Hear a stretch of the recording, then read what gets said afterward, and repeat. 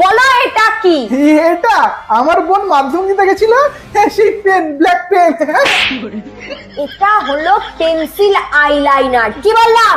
Pencil eyeliner. বলো এটা কি? এটা এটা সবাই জানে, সবাই ইউজ করে।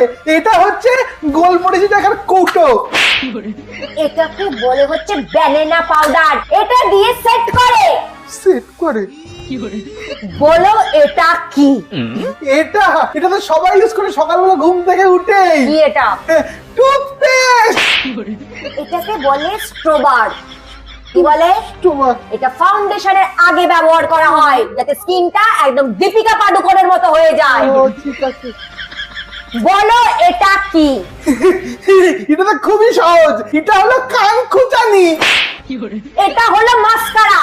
চোখের এই পাতাগুলোকে সেট করা হয় এটা দিয়ে যাতে বড় বড় লাগে। ইডিয়েট।